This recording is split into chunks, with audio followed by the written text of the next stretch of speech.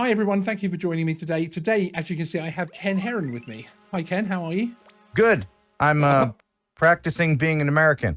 Indeed. You have no idea why you're here, apart from the fact that I needed an American. Well, I needed a certain kind of American, actually, because it had to be someone who is, like myself, a petrol head. Now, people will know us very much as drone freaks. We love our drones, all kinds of drones, whatever they're doing. But actually, we are, as some will know, particularly in your channel with your exploits with your Mazda. Don't mention the Mazda.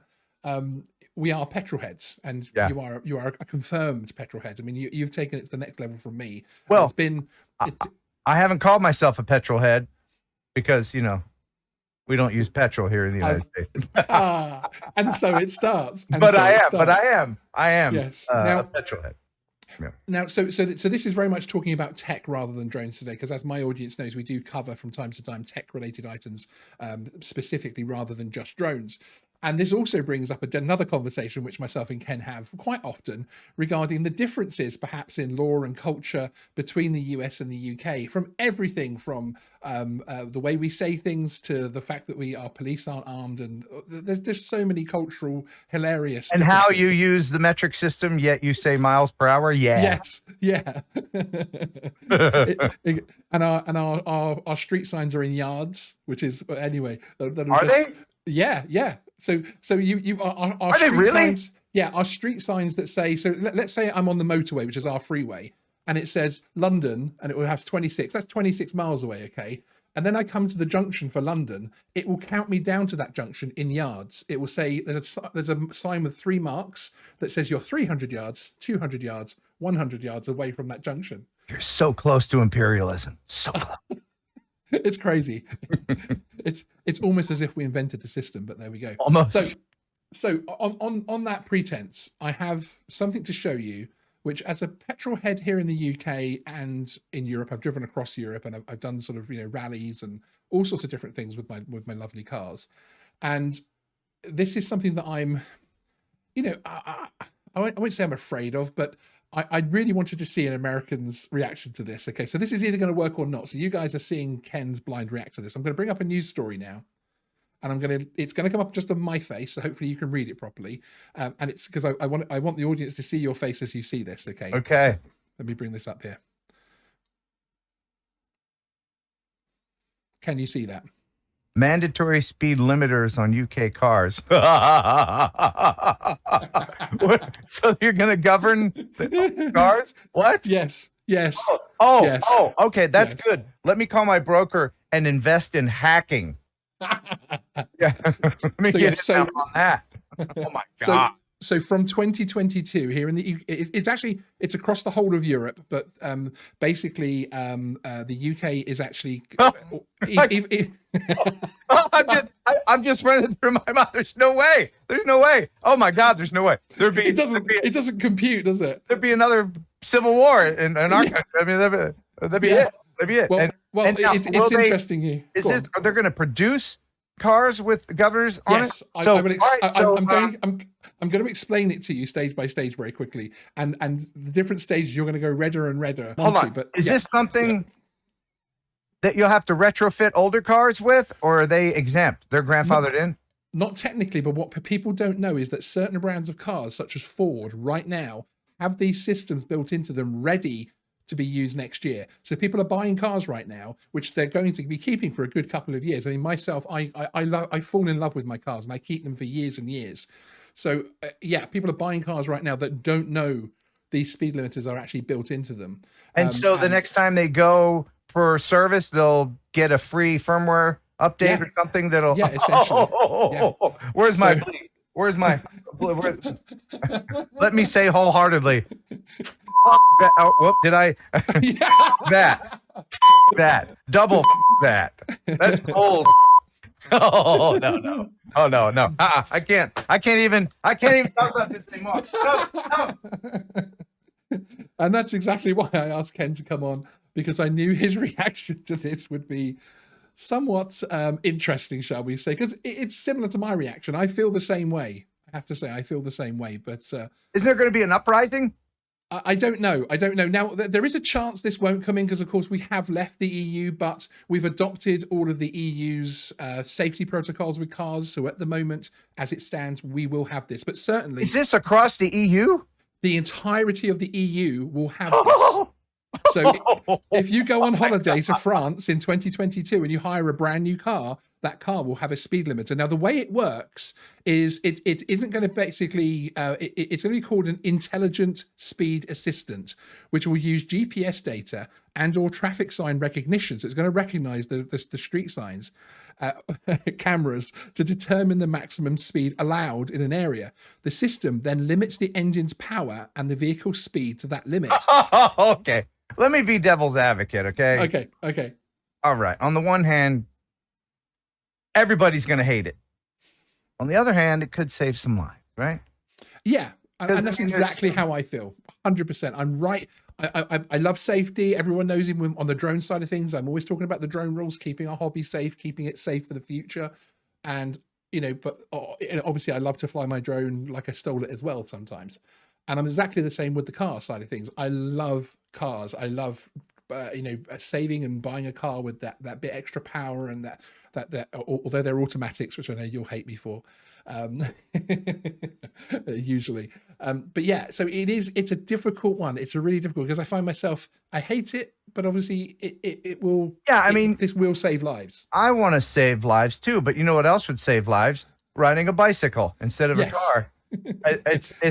It's so completely absurd. This, not to mention the fact that the whole there's entire YouTube channels dedicated to police chases. Well, I love those videos. Where we're gonna get, and how come they can't? If they go to this trouble, can't the cops have a device in their car that when they're chasing someone, they aim a dish at your? Now that's something. I still would hate.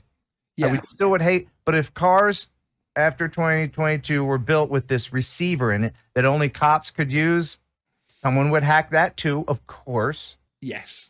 People would wrap that little sensor in tinfoil to block it, of course. Yes, indeed. But there's got to be something other than this. It's slightly strange, isn't it? I mean, and if it isn't grandfathered in, if you could still buy cars pre-2022 and be the older cars you'll still be able to drive without them. So there's going to be a boom in used car prices in the UK when this comes in.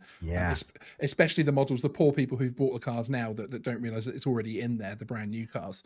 But this is also a challenge, this part, because it says you can override the system by pressing hard on the accelerator, but the system will reactivate every time the car is started. However, the speed limiter will send haptic, audio, and visual warnings until you start driving within the speed limits. Yeah, that's another thing. What if you need to get up and get past something, or you're going to... So you can override it. You can override it from a safety point of view if you just floor the accelerator. Because these things happen where you've got to get in front of a truck or move out of the way of something that's about to... No, this won't. No. No. No. No. No. No. Oh my God, I'm just imagining the world with this. No, because there's many actual real life reasons why you can't do this. What's the name of the knucklehead that came up with this idea? There's one person, right? Well, yeah, there will be Mr. EU somewhere, and I'm not being political for the UK viewers. I'm not, but this was an EU. This was an EU regulation. So now you can actually, the way that it's one of those bizarre laws, okay, because all these limiters are going to be in place. But technically under the law, you are actually allowed to have it removed. But then if you are caught speeding and you've removed this system from the car, it is likely that you're going to get a much higher fine and a much higher level of prosecution. Okay. Isn't this the automotive version of a chastity belt? As I get older, I do drive slower. I certainly drive slower than I did when I was a young 17-year-old, a reckless little guy. Do you really? My little Mini. I do drive slower. I don't. You know why I don't? I know you don't, yeah. And I'll tell you why. This is an admission, but I feel that my vast experience driving has allowed me the skills necessary to drive at high speeds. In fact, no, I don't want to say that. I was going to say, hey, if you have they can't do that at the DMV. You know, like, people of a certain age have been driving for a while, have more experience. You can go 10 miles an hour faster. Yeah, that would be cool, wouldn't it? Wouldn't it? That'd be so great. But then, but then also grandma, like, in her Edsel, go ahead, you don't want. There's a tipping point. There is a tipping point, exactly. But and it's kind of, where does it stop? I mean, I love my cars, as I say. I do drive a bit slower these days, but I like, when I jump in my BMW or my other cars, I like to be able to put my foot down if I choose to.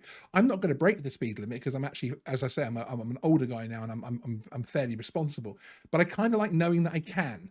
And I kind of like knowing that the car isn't going to automatically stop me from doing that, basically. Yeah, as it says, you can override it and it will then click in the next time. But this to me feels like the next stage will be, if you override it 10 times, you get reported or something. I don't know. I just feel like there's a big brother aspect to it. But don't you get incentives by your insurance company over there to, like, safe driver discounts and stuff like that?